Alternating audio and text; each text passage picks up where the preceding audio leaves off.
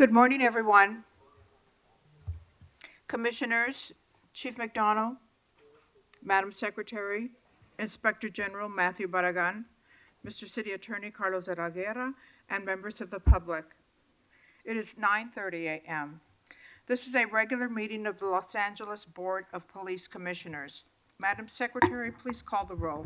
Good morning. Please let the record reflect that Commissioners Sanchez, Gordon, Southers, and Shields are present, and we have a quorum. Madam President? Thank you.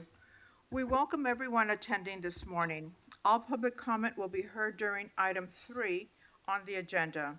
We will dedicate a total of 45 minutes to public comment. Members of the public will have 1 minute per agenda item for a maximum of 2 minutes total. At the request of the speaker will be given 1 additional minute for general public comment for a maximum of 3 minutes total. Members of the public, if you choose to participate in the public comment portion of the agenda, you can participate in this meeting in a number of ways outlined on the agenda. Members of the public who participate in public comment are reminded that they can speak on any item on the agenda or a matter within the jurisdiction of the Board of Police Commissioners. Public comment is your opportunity to address the board, so you are free to express your opinion on matters before the board and to generally express when you disagree with other opinions expressed. However, directing your comments to other individuals who have spoken or attacking others who have expressed their opinions shall be deemed off topic, and your public comment period will be concluded. Message for those attending the meeting in person. These meetings are regular meetings between the board, the department, and key stakeholders. Meetings of the Board of Police Commissioners are open to the public. The state's Ralph M. Brown Act affords the public the opportunity to be present at the meetings, hear the presentations and dialogue in real time, and provide feedback via the public comment period. During these meetings, there is a need for the board to carry out the public business expeditiously without delays or disruptions. Members of the audience shall not engage in any conduct which causes an actual disruption of the meeting. Those attending in person are reminded that disruptive behavior will be cause for removal. Excuse me. If you disrupt this meeting, you will be provided with only 1 warning to cease disruptive behavior. If you fail to cease such behavior, you will be removed from the meeting. All attendees must be seated. Failure to follow this rule will result in a warning and/or removal from the meeting. I want to note that item number 5A, the department's reporting regarding increased detail for the Board of Rights hearings conducted in 2024, will be continued to the October 28th, 2025 meeting. With that, we will move to item 1, the report of the Chief of Police. Chief McDonald? Good morning, and thank you, President Sanchez Gordon, Vice President Southers, Commissioners, Inspector General Barragan, City Attorney De La Guerra, and Executive Director Sibley, who's not with us yet today. Today, I'll be covering key events from the past week, share our latest crime trends, and provide an update on our staffing level. Year-to-date, we remain at 35 officer-involved shootings compared to 23 this time last year. On that topic, there was an OIS yesterday, October 6th, at about 3:23 in the afternoon. A Central Area Supervisor observed a shooting in progress in the 400 block of South Main Street. The suspect fled on foot, and a help call was broadcast. Excuse me. Responding officers contained the suspect, during which time multiple 40-millimeter rounds were deployed, and an officer-involved shooting occurred. The suspect was not struck and was taken into custody. The victim of the initial shooting was pronounced deceased at the scene. Force Investigation Division responded, is conducting the officer-involved shooting investigation. Robbery Homicide Division is conducting the homicide investigation. On October 3rd, officers in Central Area responded to a suspicious vehicle that had driven across traffic and onto the sidewalk, colliding with the steps of City Hall. The driver told officers he needed help and didn't want to harm anyone. However, he refused to exit his vehicle. Officers observed what appeared to be a metal oxygen cylinder inside the vehicle. Out of an abundance of caution, the area was cordoned off, City Hall was evacuated, and SWAT and bomb squad were called in.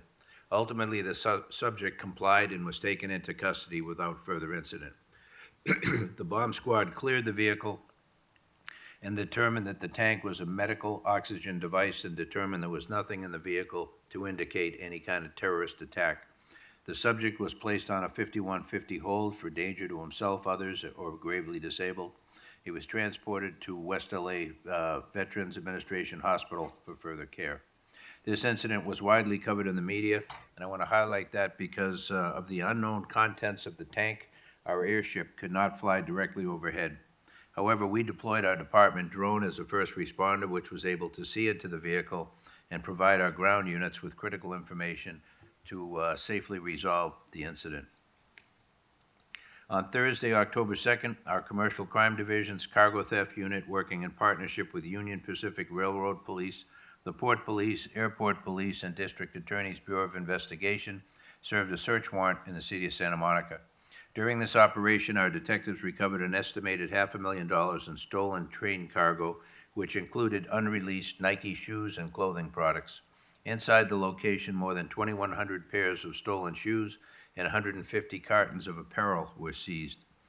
One suspect, identified as the owner of the resale business Cool Kicks, was taken into custody and booked for receiving stolen property.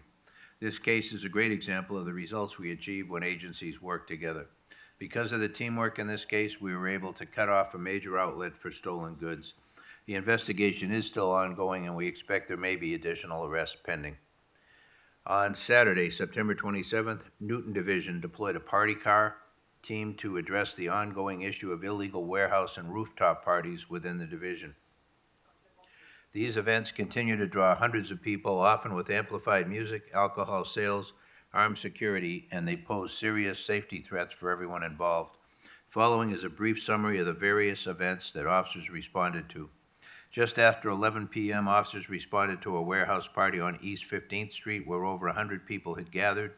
Officers observed a stage, multiple food vendors, an illegal bar, and amplified music that could be heard blocks away. The party was safely cleared without incident. Shortly after midnight, officers responded to another warehouse party in the same corridor. This time, partygoers initially refused to leave. Once cleared, officers conducted a walkthrough and recovered 3 firearms inside the location, which included a short-barreled rifle with a 30-round magazine, a ghost handgun with a 10-round magazine, and a handgun equipped with a laser and flashlight attachment. Around 2 a.m., officers checked additional known hotspots on Wall Street. Event staff quickly locked down the location as police arrived, preventing entry.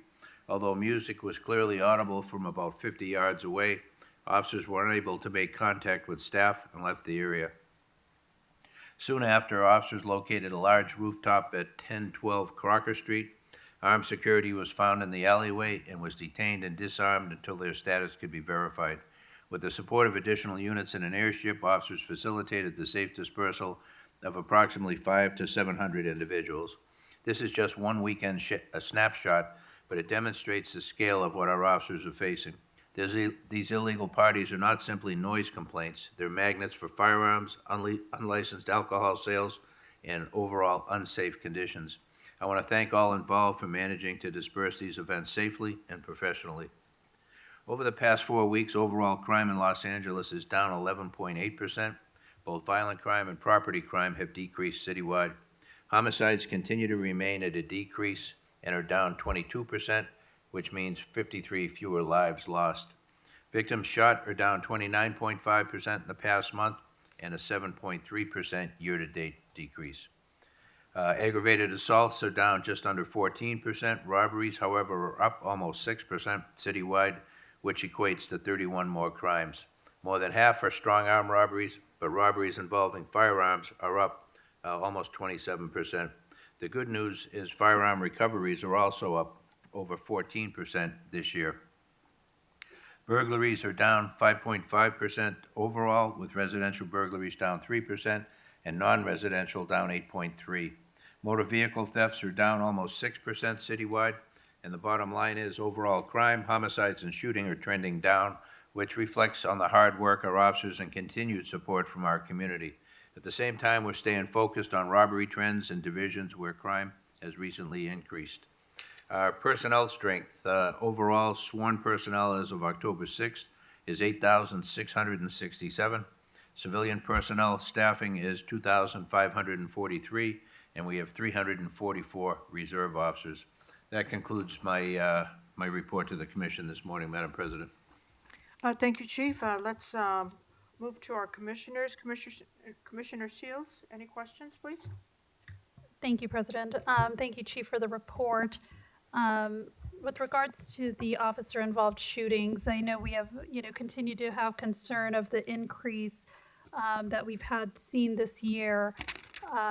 But when you hear that, an officer is seeing a shooting in progress, it's hard to see what actions they're supposed to take in response to that. And so, one thing I want to make sure that the officers themselves, we are seeing more suspects, being both armed with firearms and shooting at officers. Right. What are you, doing to make sure that the officers are, operating properly in terms of when they do see someone with a firearm and they're running from them, the more you run after them, the more likely you are to be shot or a shooting result. And so there's the difference between, tracking someone versus trying to catch them. Can you talk a little bit about how you try to balance that? You have someone who's now just killed someone. What are officers trained to do in that type of scenario? Yeah, you clearly got somebody who's a threat to the community. If you don't chase them, they're going to potentially hurt or kill someone else. That's a critical situation. Our officers will try and maintain sight, set up a perimeter, use the air unit to do 4-point containment, bring in a K-9, and try and resolve it peacefully that way. If the suspect becomes barricaded, then we request additional resources from SWAT. They'll come in, replace the inner perimeter officers with SWAT officers, and then attempt to negotiate using all of the tools that we use there. Our psychologists, mental evaluation, try and de-escalate the situation to the degree possible and try and get the suspect in custody without anybody getting hurt. Thank you. And thankfully, no officers or other civilians were impacted by this shooting, including the suspect themselves. And thank you for the update regarding the suspicious vehicle in City Hall. And it was good to hear that the drone as a first responder was actually doing as it should, was intended to do, right. Provide more visibility and insight and information to officers on the ground when, helicopters and other things are not available. So thank you for the report. I have no additional questions. Thank you. Thanks, Commissioner. Thank you, Commissioner Shields. Commissioner Suthers? Thank you, President. Chief, I want to pivot back to the issue of our senior leader officers. And again, we're looking at the numbers of the department decreasing. And I just want to ensure the public that the senior leader officer program is still in place and that those officers are still available and in those divisions being able to work with people closely as they have done over the past several years. Yeah, thank you, Commissioner. The Senior Lead Officer Program is very strong, very much alive, and something that's fully supported by the department. To use a sports analogy, the Senior Lead Officer is kind of the quarterback for that piece of real estate 24/7. They coordinate the activities of the officers who work around the clock. They look at problem-solving efforts and look at the root causes of crime and disorder as opposed to dealing with the symptom, the radio call. And their focus is to be able to ensure that we don't continue to go back to the same locations over and over, and that they deal with the root causes to be able to prevent that. Thank you, Chief. And on the matter that you brought up about the illegal parties, we've got parties that are popping up where people are actually building stages, inviting people, charging admission, and we've got a pretty unsafe situation going out across the city, looking for a potential stage collapse, people being trampled as a stampede leaves. Who works with the police department as it relates to monitoring those locations and those parties that are being offered to people to attend? No, thank you for that. Our officers will use, in the Senior Lead Officer as an example, they'll coordinate the efforts for that area, work with the party car that we deploy in Newton Division in particular, Central Division, to be able to look at, are we going back to the same locations over and over again? Who owns the location? to be able to bring in building and safety to the fire department once we're there, to be able to see if they can play a role in ensuring that we don't continue to have these parties, or when we have them, to be able to disperse them based on the fire marshals weigh in on those issues. And so we try and avail ourselves to whatever city and other entities can weigh in on the problem. But it is something that it's a moneymaker for those that put it on at the expense of those who attend. They're unregulated, although they have security there. We see them when we take them down. Guns are left behind, and some of them pretty significant weapons that could do a lot of damage there. We have had shootings at these parties, and so it certainly is a threat to the community. Okay, thank you, Chief. Madam President, I have no additional questions. Thank you, Commissioner Suthers. Chief, I do want to just follow up on a concern that was raised by Commissioner Shields as to the officer-involved shootings. And the report states that, and you reported it, as of to date, year to date, we have 27 as compared to 16. That's almost a 69% increase. So the issue of training of officers, whether they're operating properly, I would like to revisit that, especially when on those areas that you mentioned, the canine use, the SWAT team, the psychological assistance. I think that perhaps we can hear a little bit more about what type of training they're getting since last year, if anything has changed as to better practices, better tactics, so that we can begin to see that number of officer-involved shootings decrease for the next year. Yeah, Commissioner, we're happy to show you all the training that we do, the de-escalation efforts that we take, but the reality is, and you get to see it as I do, as the use of forces are investigated, they come through. There's nobody else in the world that does the after-action investigations that we do. The level of accountability is unprecedented anywhere, and it's replicated across the nation at least, based on the system we have in place. As we see, each one is critically reviewed, and when we look at numbers alone, they don't tell the story. The analysis of each one is, and nobody knows better than the commission here with the time you spend on reviewing these, that the officers are evaluated based on their tactics, the drawing and exhibiting, and the use of force itself at a level that is, I think, any community would be very proud of. The numbers don't tell the full story. The actual looking at the incidents certainly do.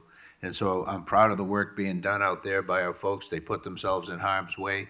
They're coming across more situations where they have to do that, put themselves between a threat and the public. And as we've seen an increase this year, it's resulted in additional officer-involved shootings. Thank you, Chief. Thank you. All right, we are going to move on to the report of the Inspector General. Inspector General Barragan. Good morning. I have a number of items to share since my last report. First, I participated in a number of Department Affinity Group meetings. The groups with whom I have met thus far include the Latin American Law Enforcement Association, the Oscar Joel Bryant Foundation, the Law Enforcement Association of Asian Pacifics, and the Hispanic American Police Command Officers Association, a national group which has approximately 50% of its membership from LAPD. I'm hoping to meet with remaining affinity groups in the coming days. I've also attended a variety of community meetings, a community meeting to introduce myself and the role of my office with certain stakeholders in the Central Bureau, along with Commission President Sanchez-Gordon and Central Bureau Chief Hurtado, in addition to meeting with Commission Vice President Suthers and West Bureau stakeholders.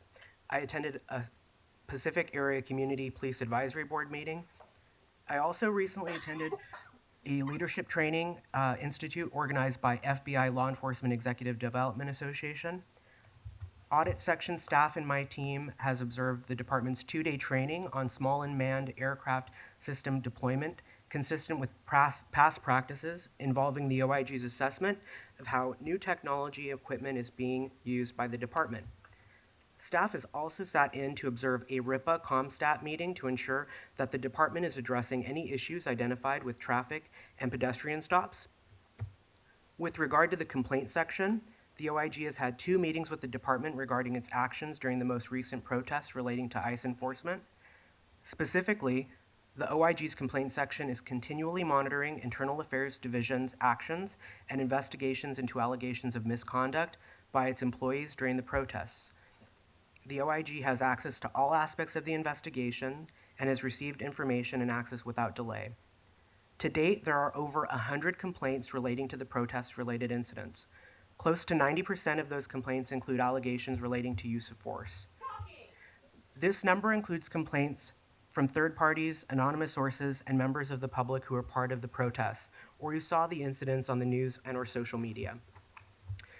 The OIG complaint section and IAD have also developed a protocol to review complaints during the investigative process and before a complaint is adjudicated to identify potential issues before a final determination.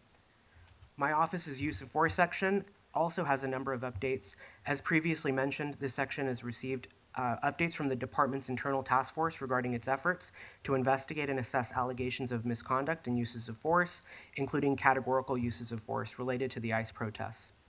The use of force section is also tracking Force Investigation Division's assessment of the delayed interviewed pilot program.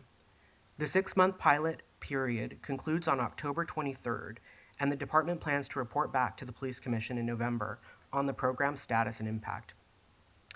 Last, the use of force section continues to participate in the monthly Tactics Training Review Committee meetings, where department officials and the OIG discuss critical issues related to use of force and training and commission priorities, including de-escalation, intermediate force, and tactical disengagement.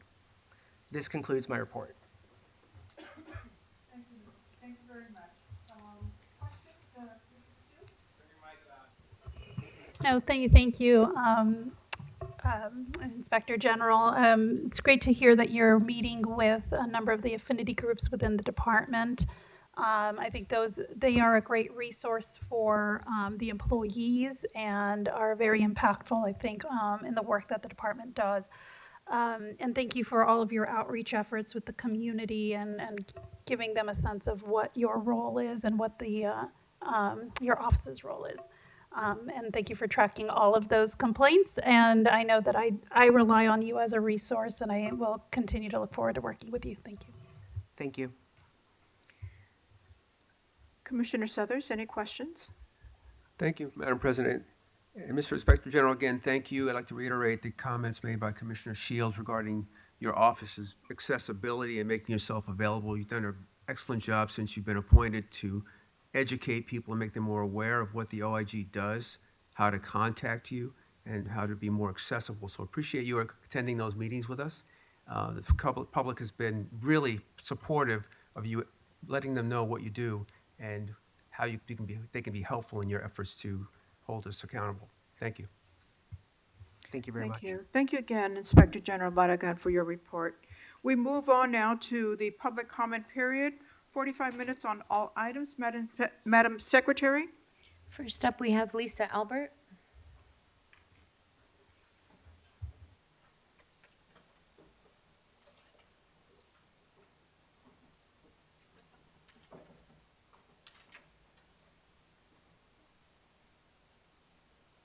Hi, good morning. My question realistically is going to be under a minute, so I won't take much of your time. Basically, I've lived in the historic car for over 10 years, and I've seen a lot of destruction the last 10 years, especially since the last 5 years. My question is the property damage for graffiti. Are we doing anything regarding damages for graffiti? Is there any commissioner or police officer I could speak to regarding what's the restitution for the amount of graffiti? I've just noticed in the last 5 years, this is becoming a lot, especially in the historic core of our buildings and destruction. Of course, we know the towers. And is there anything that's being done regarding this for these graffiti people? I wouldn't say artists, but just in general. Is there anything going on? Restitutions or arrest or anything? Who would I address this to?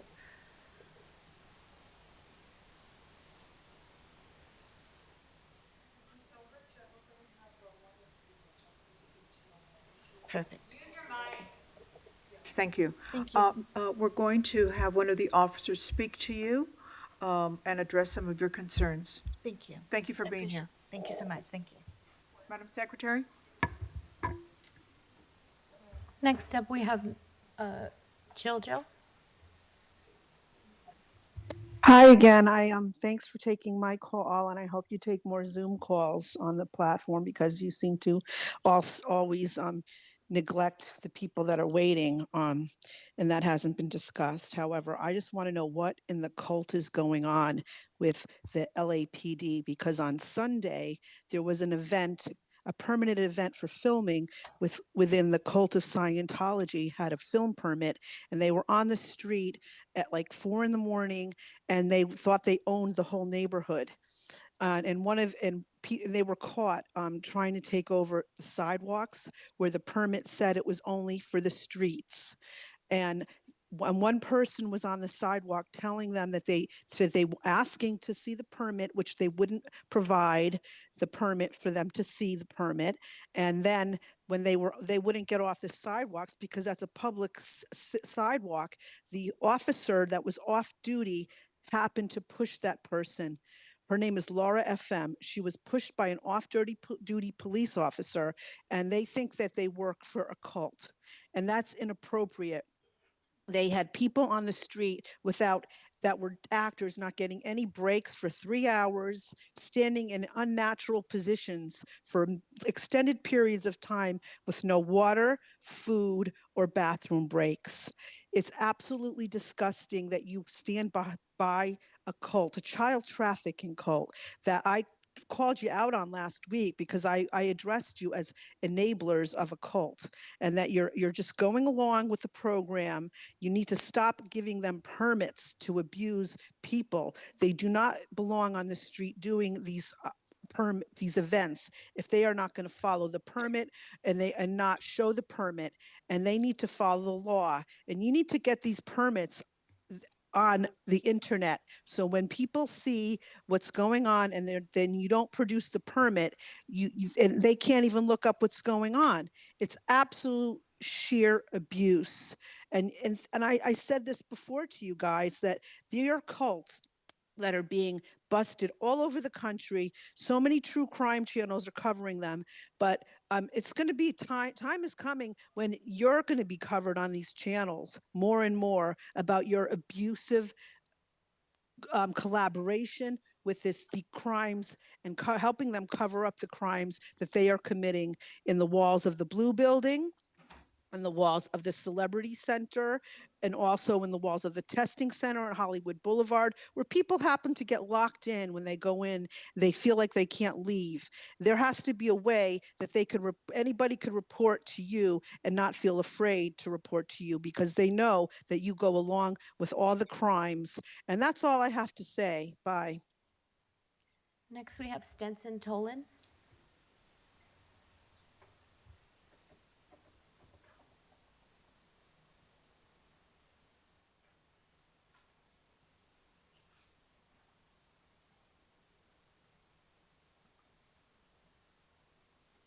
I would address Chief Jim McDonald. Okay, I want the detectives from 77 to come back to my house and do the right investigation because I called Gutierrez. She don't even answer the phone, and they told me not to come back there no more, and that's completely wrong. And it's discrimination. And my son mailed papers down to the assessor's office downtown, and I told him about that, and I reported to everybody, and then they sued me, him and his girlfriend, and it's, all this is not even true. The assessor's office did that, you know, and no ID wasn't shown at all, and that should be more investigated, and it's completely wrong. And I wrote a book. Chief McDonald, I wrote a book, God Works a Miracle. It is by me, by Stenson Tolan. They got everything wrong on the internet and stuff. I've been hacked into my computer, a whole bunch of money because all this stuff is happening and it's completely wrong. And that's why I wrote that book. And Karen Bass, she's in my book too. And they say every time I call her office, nobody don't answer the phone. and then they send you somewhere else, and it's not right, you know, it's discrimination too, you know, and Cortez, the detectives that they sent to me, it's not right, Chief McDonald. I mean, they fans, you know, I'll be 83 years old, and they fans, that's why I wrote the book, to let you guys know, it's in case if I don't be here no more, you can look at that book and see what's going on, you know, and that's what's going on in our community. And my mother, Mrs. Reed, she used to make things for you guys, you know, cakes and stuff like that, you know, at 77. And they fed us, and Contreras, I want him completely off of the case, okay? I want him, the 77, do the case. And will you please help me out on that, because it's completely wrong.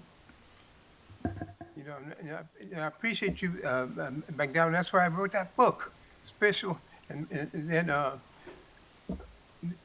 you know, people said, let them talk, and you guys walked out on me, you know. But you know, but I wouldn't do that to nobody, you know. And that's wrong too, you know what I mean? And that book will show you everything what's going on in life, okay? And Bobby Tolan is my brother, the baseball player. And Eddie Tolan and Jesse Owens. That's why I wrote that book, so you guys will learn what's going on. If I don't be here, you help somebody else in the future. You know, that's why I wrote that book, God Works in Miracles, over the Amazon, okay? And Thank you, Mr. Collins. We have an officer who's going to assist you. Next on Zoom, we have Steve Riley.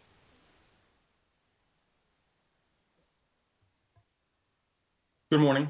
Good morning. What items would you like to speak on? All items, please. Okay, 3 minutes. Thank you. The United States of America is a constitutional republic. Christ is king, and all lives matter. Regarding item 5A, which is going to be continued, the attachments do not open, so we cannot review the documents. In the interest of transparency, can you please be sure that documents can be reviewed? Otherwise, the public is in the dark. So please, attention to that matter. This is Italian Heritage Month. Now, you mentioned affinity groups. There is an Italian American Police Officers Association in the LAPD. I've noticed over the years that certain heritages are observed and honored, and that's one that should be also. October is Italian Heritage Month. There have been many officers of Italian heritage who have served honorably, and so I think that needs to be corrected. If you could put something up at the top of lapdonline.org, recognizing Italian Heritage Month. They are, by the way, the 5th largest ethnic group. Chief McDonald, great report. The officer-involved shooting at 400 South Main, right in front of a supervisor, just shows how dangerous Los Angeles is. There are many crimes occurring right in front of the public and right in front of officers, in this case, supervisor. I'd like to see more about that story. Who was the suspect? How many times has he been released by a criminal justice system which is not doing its job? There are a couple of movies I'd like to recommend to the board and to all listening regarding law enforcement. Badge of the Assassin, 1985, starring James Woods. It's a true story based on 2 officers that were murdered in Harlem in 1971. One of the officers being of Italian heritage, Joseph Piagentini, and the other of African heritage, Waverly Jones. Also, I'd recommend watching Serpico if you haven't seen it. So that you can, in your own time, you can learn something about policing. I think, quite frankly, the person heading this commission doesn't know much about policing. And so this is really on-the-job training. Breaking news, Los Angeles is a very dangerous place. So is New York City. Excuse me, the person on the call, you're off topic, please. I am not off topic. I am addressing the issue of crime. You are and how off dangerous topic. it's not. You are Get back interrupting, on topic, please. letting me make my point. Now, breaking news, it's a dangerous city. The numbers of officer-involved shootings are the numbers. And the officers are using great restraint and their training is completely adequate. So the problem is not the officers. The problem is you have violent criminals, repeat offenders in the streets. That is the problem. God bless the LAPD. God save Los Angeles. Next, we have Audit LA.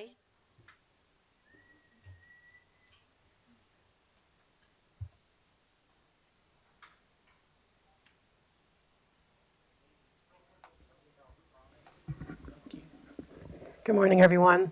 I want to start off by saying that there's two people, and I know I can't even file any kind of claim, but Kirsten Peterson and Kendrick Moxon are trying their hardest to discourage me from bringing the truth about what's going on with Scientology and to deal with the issues of victimization of both former and current members. As much as they're trying, I am not going anywhere at this point, but I am putting those names out there, Kendrick Moxon and Kirsten Peterson.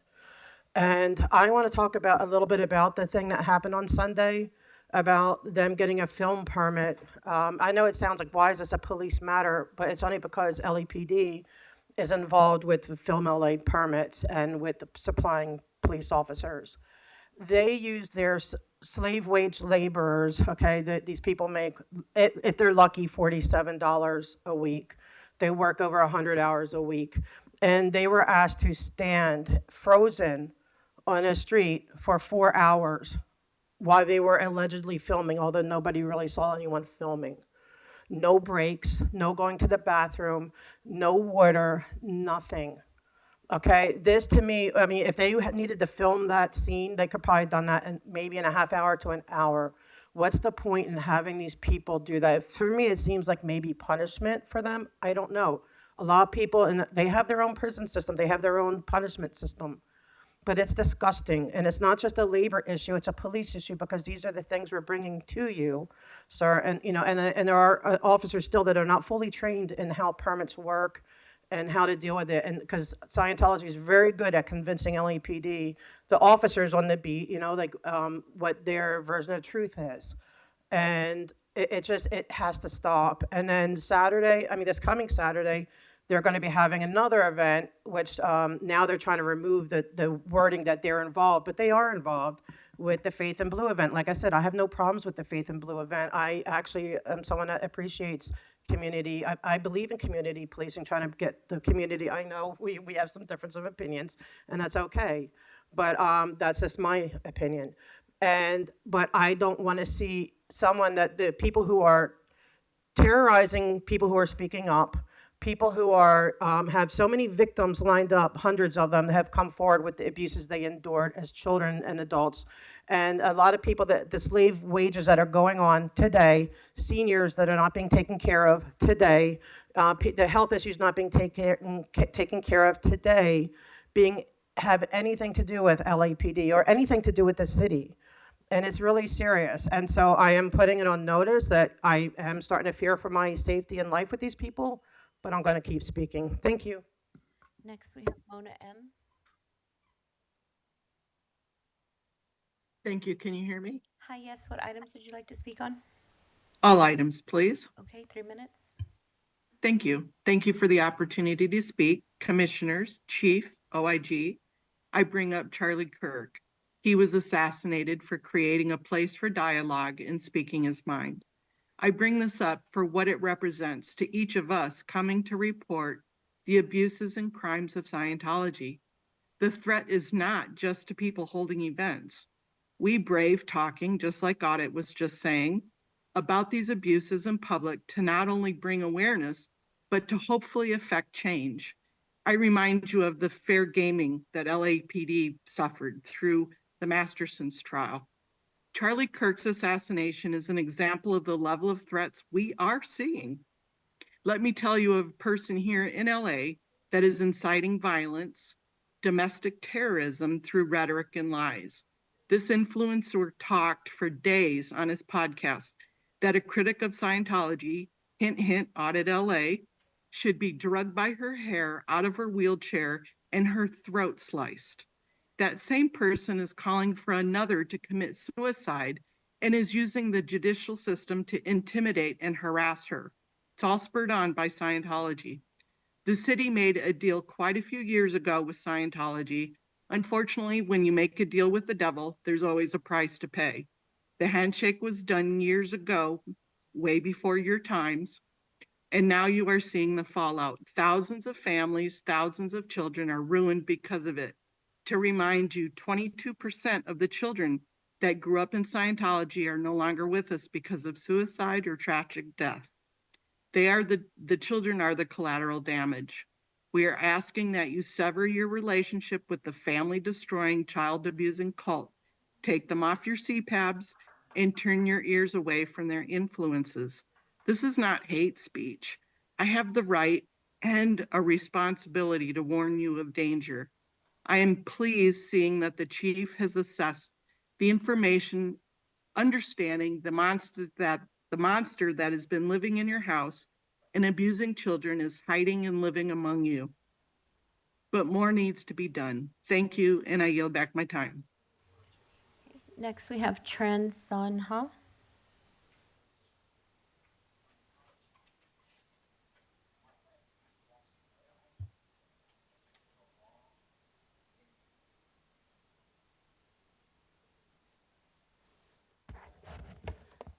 Good morning, Police Chief, and good morning, everybody.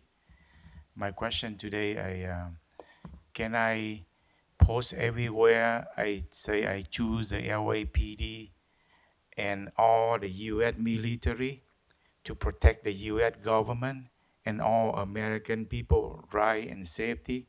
I knew it. If you agree with me, this is the country. It changed everything good for all of us. We don't need to come here fighting, and we all friendly. Can I do that?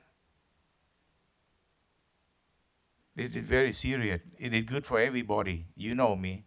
I'm here for everybody, good for America, good for the around the world. If you choose me for that, and we better America, we all good,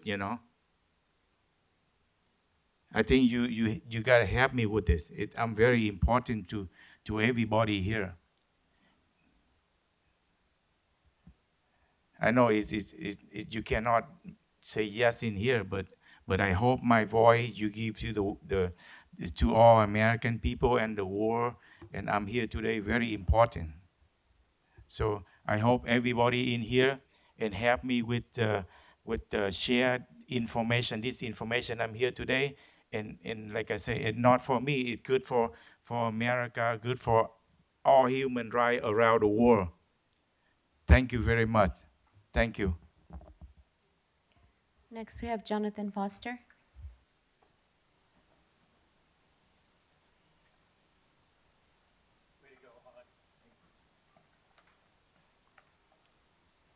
Hi, Jonathan Foster. I need to speak for 5 hours. I need 5 hours. Well, I wanted to start with the increase in shooting is not the LAPD's fault. The increase in shooting is when the suspect pushes the LAPD to shoot. But I still don't want them to shoot. I've talked about other issues.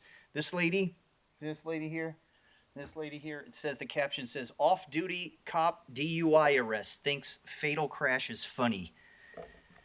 Boy, I tell you.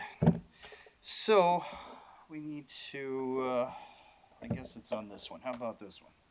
What if ICE was a family member from each of the family members that had somebody killed in their family, and then all the ICE people were people from those families that were killed? What would you say to that? And how long does it go on, President? 10 years, 20 more years, 30 more years? How many years are they going to just be able to keep coming in? And it's not even really the years, isn't it? How many more are going to die? You and that girl over there and you and all these people keep saying they could stay here, right? You call these parties unsafe, right? The concept, you want to stop that. How about the enabling? You want to stop the illegal aliens, right? You would eliminate guns, right? You want to do that, or you want to eliminate drugs. That stops the drug problem. If we eliminate the illegal aliens, they won't shoot and kill people here. Your mouth runs constantly that they should stay here, and everybody like you, like 30 million people around here. You're all murderers. Your voice murders, along with his and hers and his. And Fabian, who's not, I don't, yeah, who says nothing. So let's look at some family members. Jamil Shaw. What if Jamil Shaw's family, his brother was in ICE and he was deporting? Or how about the police officer Brandon Mendoza, Latino name? What if somebody from his family joined ICE and was deporting? What are you going to say to that? Don't do it? But an illegal alien killed somebody, it killed him. Their family is saying, we can't do this. No.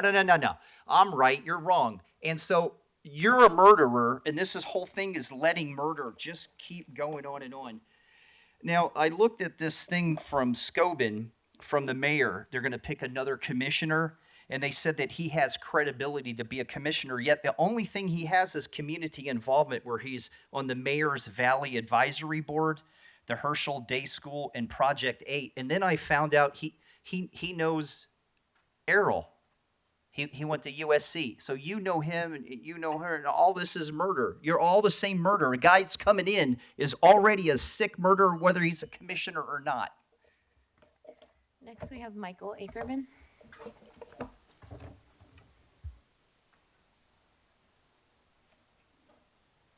Good morning.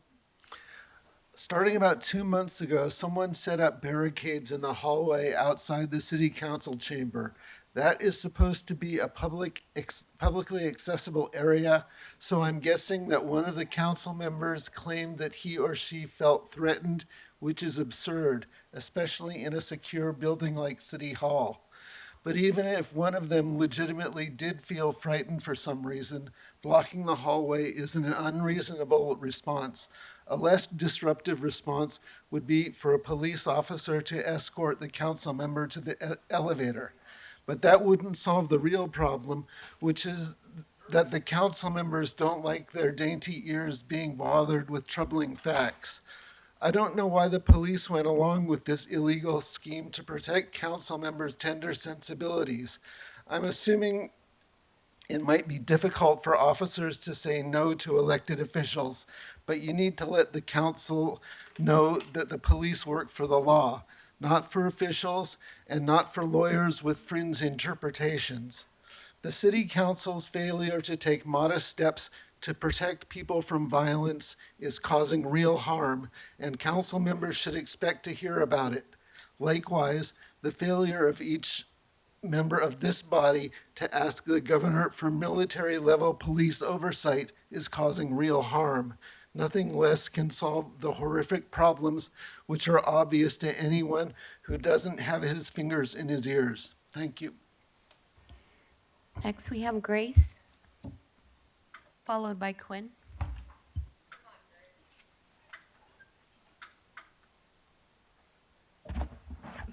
Let's talk about the Board of Rights hearings conducted in 2024.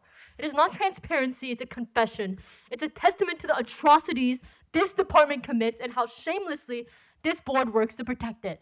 This isn't oversight, it's theater. It's a ritual of impunity you perform to make yourselves feel like something other than what you are, bureaucrats laundering police violence. This report lists officers who walked a naked complainant around a public park on a leash, gave alcohol and marijuana to underage people and then sexually assaulted them and tried to get them to commit illegal sex acts, affixed a tracking device to a complainant's personal vehicle, destroyed evidence, used racial slurs, was under the influence of alcohol while on duty, and even inappropriately touched a deceased person's body.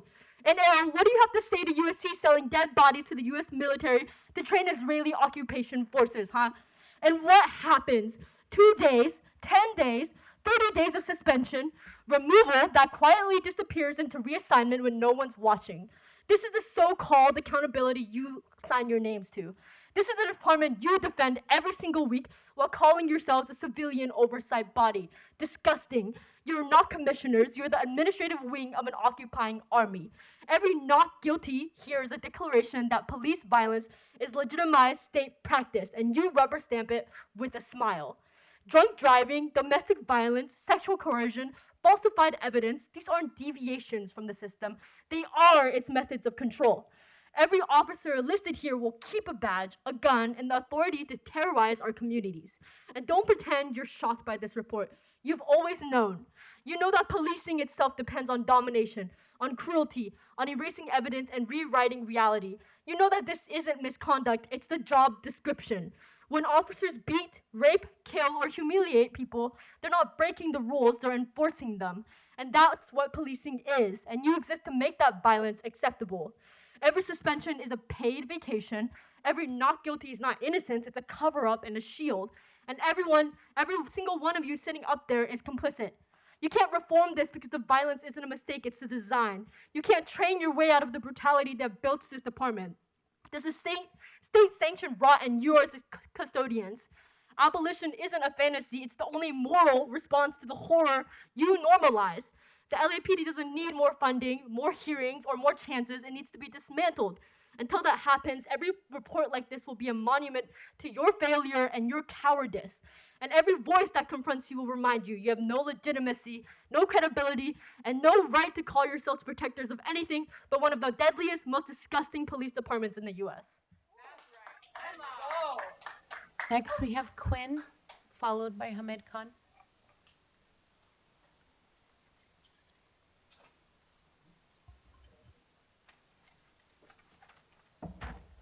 Let's start this week with Teresa.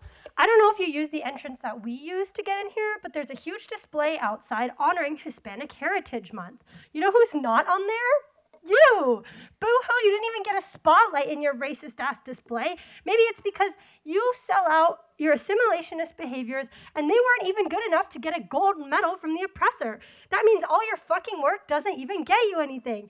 And that means that LAPD's probably white graphic designer can't even figure out who you are. And the actual community, of course, doesn't recognize you as one of us anymore because you've sold out all immigrants day after day to ICE. And this week, you all included a list of charged allegations of crimes that Grace mentioned, of violences that LAPD has committed, as well as the number of days they were suspended and or if they were removed as a result of these crimes. Grace mentioned some of these, but the actions range from drunk driving to sexual assault. And notably, drunk driving and drinking alcohol while on duty, destruction of evidence, giving alcohol and drugs to underage girls, and then raping them, calling people racist comments and slurs, using a tracking device to track your ex-girlfriends. Oh wait, that was Errol. Walking naked complainants around a public park on a leash and sexually assaulting dead women. And for some of these instances, the supposed penalty was but a few days of suspension, or in extreme cases, removal from LAPD. Oh no, now they don't have a gun. To be clear, is there any further accountability? No way to prevent these cops from doing this again? Absolutely not. Just some paid leave, which Jim likely reduced. And when you compare this with arrest records from Skid Row, you'll see that people are arrested and cited and incarcerated for sitting, lying, and fucking living. And at most, cops get a few days of suspension for beating, raping, and murdering. This ledger exposes as an absolute inefficacy of this body. It allows Jim to reduce sentences. And earlier, Jim, you said that cops, quote, put themselves between threats and the public. Drunk driving while on duty sounds like a threat to the people. Explicit and implicit racism that drives you to target, surveil, and jail Black and brown community members sounds like a threat to the people. Walking someone naked on a leash without their consent sounds like a fucking threat, and that sounds like sexual assault and human trafficking. Giving alcohol and drugs to underage girls and then raping them sounds like a threat to the community. On duty, off duty, your officers shoot people's brothers, mothers, sisters. That is the threat. When Victor Corral shot Hugo Cachoa, he was not only the threat, but the fucking murderer, and it cost someone his life. It's always been LAPD that's the threat. So what exactly is your purpose then? Police are the threat and you're their oversight. Jim, you said the, quote, the level of accountability is unprecedented, and, quote, nobody knows better than the commission here, unquote. Probably you're right on both counts, a big surprise. I've never seen this low of a level of accountability. That is unprecedented. And of course, no one knows better than this commission. You all watch, talk, and discuss hours of surveillance footage that you can access practically every camera in the city via Fusus, which connects to your real-time crime centers. So you do know exactly what's going on. You just don't give a fuck because you're the fucking murderers. Next, we have Hamid Khan, followed by Jason Reedy. Hamid Khan. You all are going to be disappointed because I'm not but I'm going to take his place. My name's Akil. I'm a black. And I've been coming here for over 6 or 7 years. I've been arrested here twice. I've been banned from here for a year. Yes, I've been kicked out of better places. And I come now because if I wanted to send a message about not wanting public participation, this is what I would do. First, I'd fill the room full of police. I'd give people 45 minutes to speak, and then I would ignore what they say. That sends a message that you really don't want us here. That sends a message that, well, we got to do it, so let's do something. We were allowed, certainly in the beginning, to comment on every item. There was no limitation. And in an authoritarian environment that we live in now, this 45 minutes that you allow us to speak is an indication that you really don't want us to speak, that you really don't want to hear what we have to say. And what you just heard and what you've been hearing is people expressing not only their belief, but their feelings. And a lot of times, this is the only place we can do that. And so the first thing I'm calling for is an end to that 45 minutes. The second thing, this is the most murderous police force in the country. And I cannot believe that there is no immediate call for investigations and a report back within 60 days. You all do it, you all act like, well, that's just how it is. We kill more, we have a 69% increase in officer shooting. That's just how it is.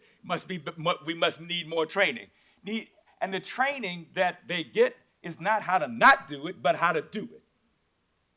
You have had, since 1948, in your policies, this de-escalation. It has not worked. If it had worked, your figure of 69% increase you would not be able to say that. And from 1948 to today, you know how many years that is? 77. And the reason I know that is because I was born in 48. So for 77 years, you've had a policy and you don't pay attention to it.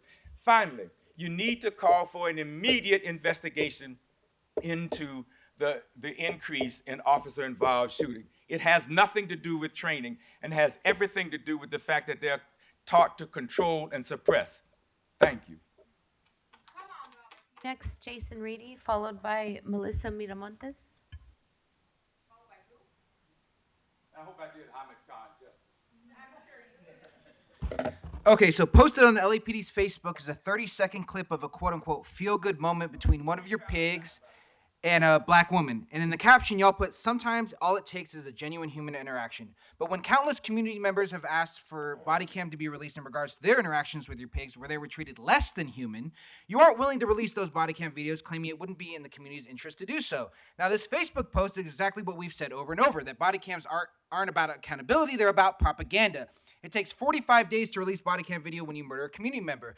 Your victims have to sue just to access when they're beaten, access videos when they're beaten, harmed, or terrorized by your officers, and even then, that's not a given. You never voluntarily release body cam footage of conduct described in this Board of Rights hearing, like biased policing based on race, unlawful stops and searches, destroying people's cameras, or making racist or what you call inappropriate ethnic remarks about detainees. So what are body cams really for? Now, I caught your pig, Elizabeth Southern, on video threatening to call DCFS on me just because I said, fuck you pigs.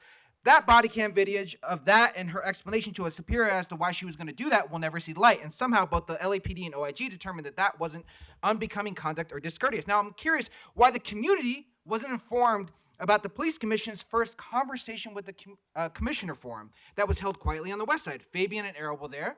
Django and Matthew, as you said, were there. Again, the lie that there isn't capacity for commission meetings in the community, but there's somehow time and energy for private forums like this one.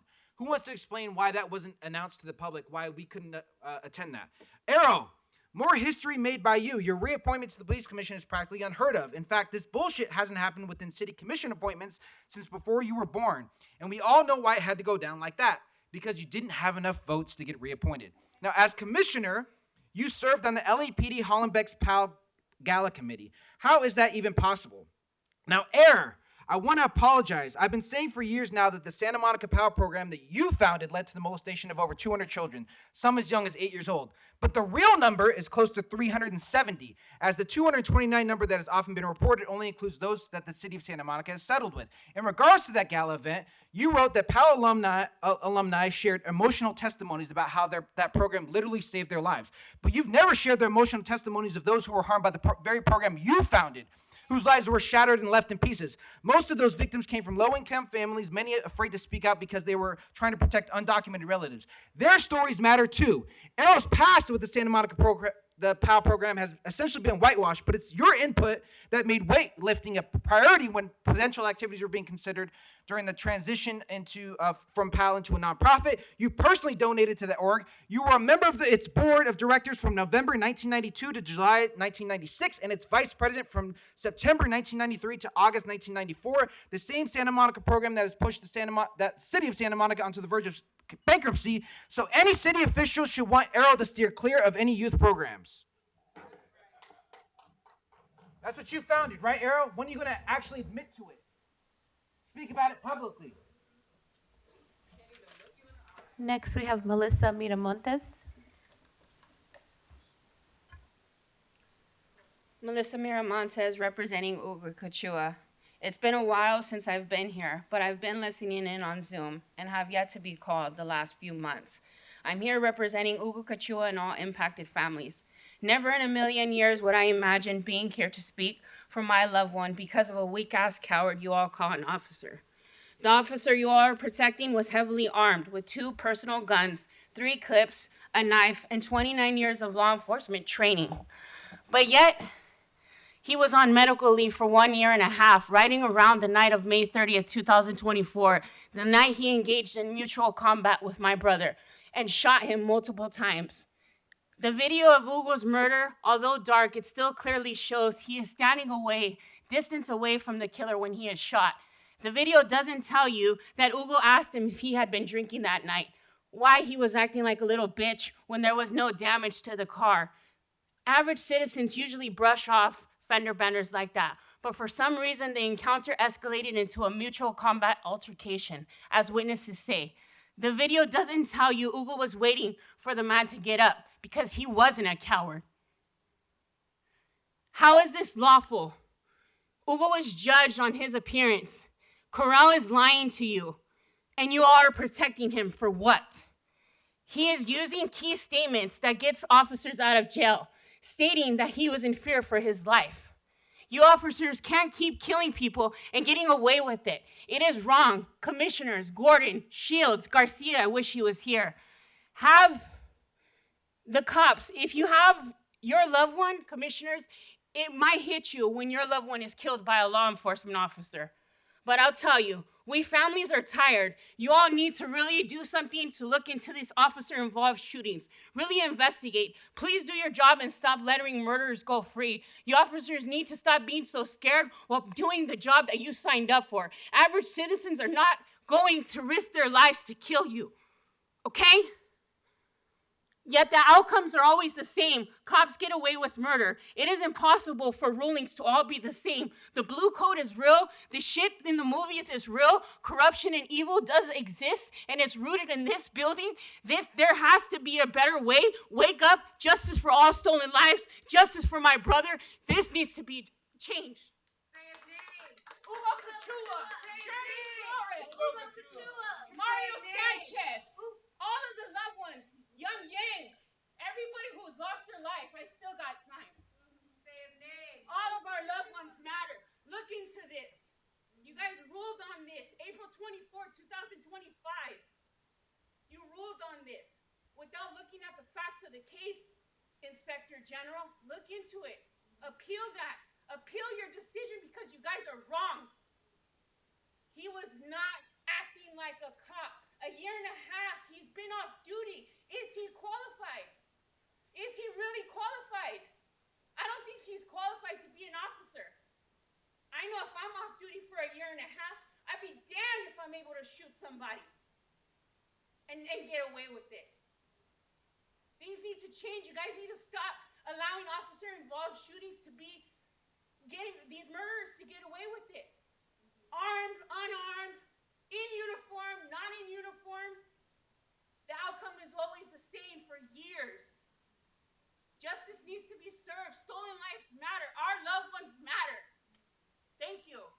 Thank you, Ms. Miramontes. Next, we have Ms. Bates. Oh, give it to him. I'm not giving these assholes my first name. Although they know it. I just don't want them saying it.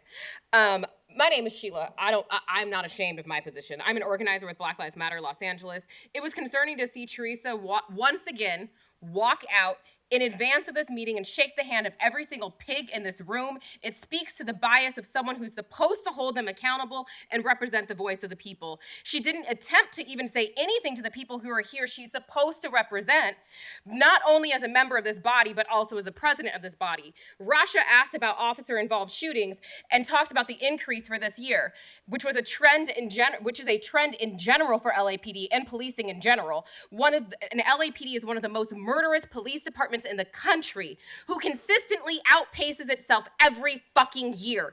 But what wasn't asked is what's being done to stop it. When the chief's report said crime is down, and yet you want more cops and are concerned about the size of the force being too small, and there is a constant ask for more money each year, even when you get almost 50% of the city's fucking budget. Crime is down, the budget is bankrupting the city, police shootings are up, and payouts at a record high. And Errol Southers, fuck you. You shouldn't be here. City council not holding a vote was a move of cowardice by them, but it proved that they didn't want to go on the record. It proves that you did not have the fucking votes and you don't have the support of the public. You are only here because of a technicality and promises made behind closed doors, and you lied to the face of council.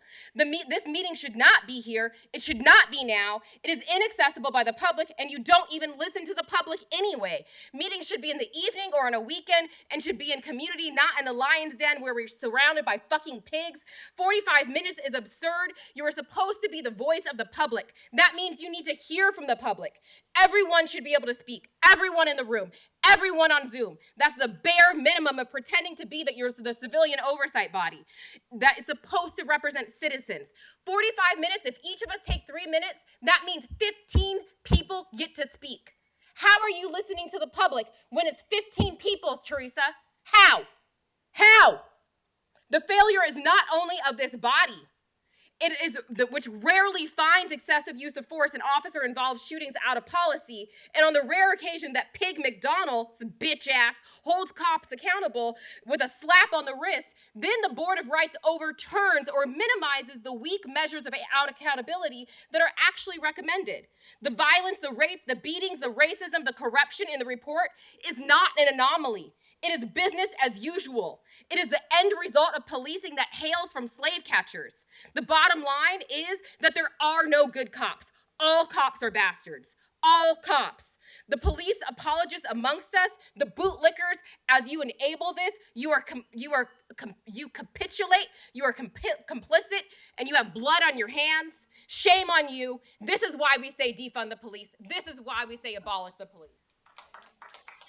Next, we have T.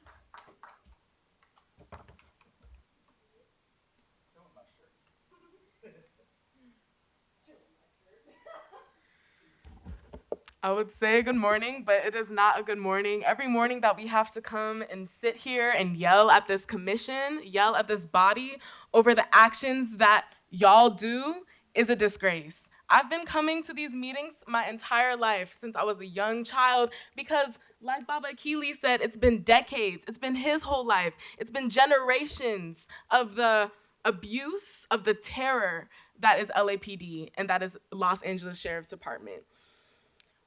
In regards to item C, let's talk about item C, the cadet programs. Why are we still funding cadet programs? There are nothing more than child sex trafficking rings and grooming facilities, both sexually and mentally. Grooming children to serve as weapons for the empire. Grooming children sexually. I remember the case of the 15-year-old girl who was raped by an LAPD officer. Why are we still doing this? Why are we still going to children and teaching them how to become weapons? It sounds like a sci-fi movie. It doesn't make any sense. And I know, because I went to a predominantly Black school, that you come into our communities, you see the children who are misbehaving, you send them through these programs and tell them it's their pathway to rehabilitation and to keep them out of the school to prison pipeline, and then you abuse them. You turn them into weapons. You turn them into sellouts and snitches, which is the whole entire purpose of the LAPD. No one wants to be a cop, so that's why you have to start programming the children early. You have to start grooming the babies. Children don't naturally act like cops because your entire job is to stop people from living freely and enjoying themselves and having fun. You're bitch asses. You're pussies. Now on to public comment. Jim McDonald, you say you want to investigate yourself. You investigate yourself after every officer-involved shooting. That's like asking the KKK if they're a white supremacist organization and they say, no, we're a religious organization. Do you understand how ridiculous that is? Why will we ask the murderers if they're guilty? You probably think we're crazy for coming here every week, but we know what we're doing. We are just the people. I see you nodding, calling us crazy. We're not crazy. We're here to say we told you so. This whole system is crumbling even now, and you know it. You know it. You know you're on the side of evil. You don't get to tell us that our lives, when a murderer is righteous, or when a murderer is right for killing our people, or when they're not. We know our lives have value. That's why we come here, so you can see our faces and know that we have lives. Our lives are worth something, and your life isn't more important because you get to sit up there in your bureaucratic little behind the halfway wall. We are coming for you. The people are not accepting this tyranny. We're not accepting fascism, and you are an example of fascism. We'll be here every single week screaming and looking crazy to y'all. And Errol Southers, you're a bitch, and you're a pussy, and you know you shouldn't be up here, and you only got up here because of a technicality. And I know that you don't want to look us in our eyes and face the facts, but that's okay. You're gonna keep hearing from us every week, and look at this face every week. You haven't looked up once this entire time, but you're gonna be seeing me. Madam President, we're at 47 minutes and we have 3 cards left. How would you like to proceed? Let them speak. Comment? Commission will now take a 10-minute break.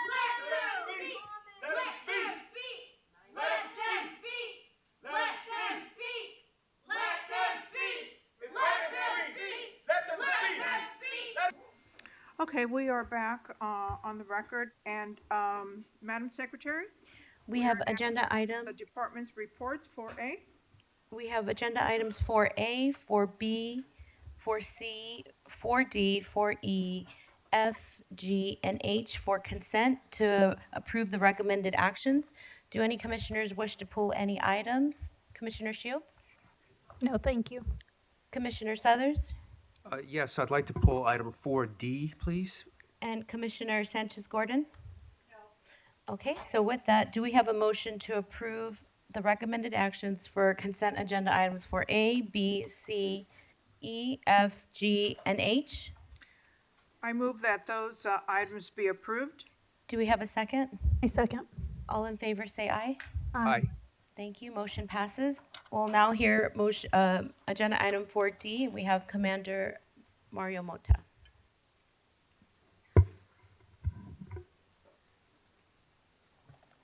Morning, Commander. Morning, Commissioners. Morning, Chief. So the only question I have on this item, which is a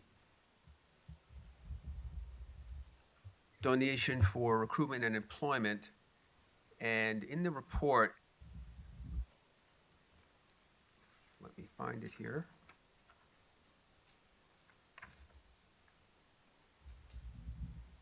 We've got this support for background investigation training for course for 6 employees that's going to take place, or should have taken place, October 27th to 30th, 2025.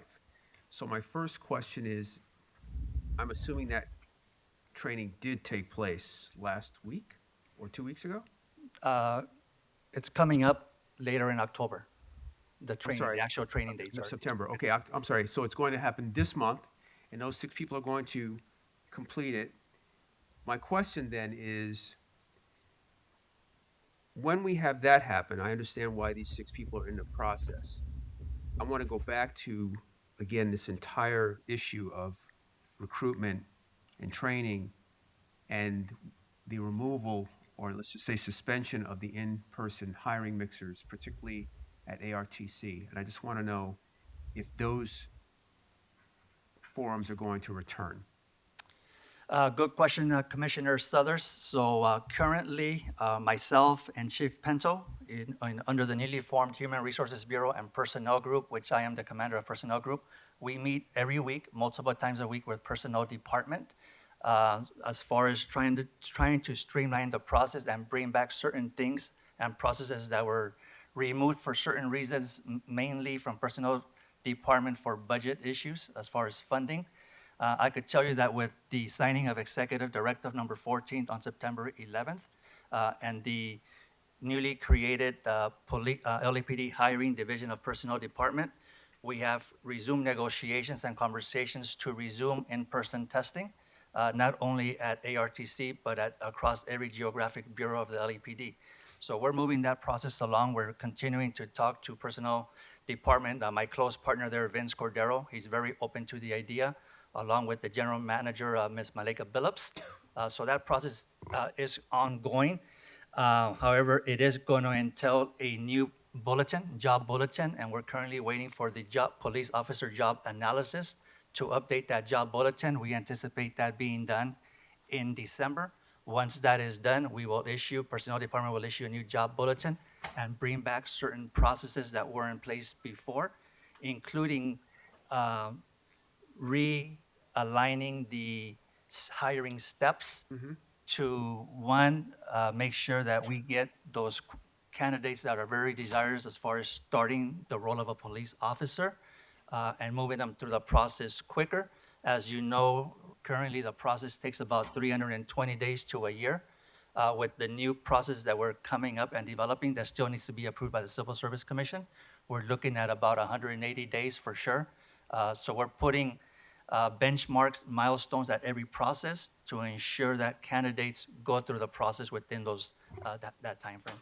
Well, Commander, I'm happy to hear that. We've got to do something to try to cut that 300+ days down. We lose a lot of people in that process, as you know. I just want to reiterate, I've spoken to the chief about this a number of times. We do not have a recruitment or marketing problem. I can tell you, I've been to ARTC in the last 2.5 years. I may have missed 2 or 3 times where I wasn't there on a Saturday morning, and there's 100 people in the room from all over the country.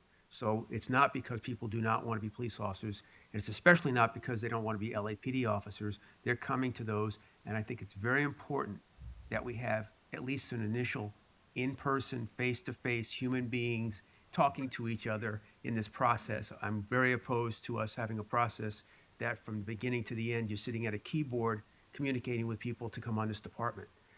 The other thing I want to say too is that whole process of the 300 days, it's a competitive market.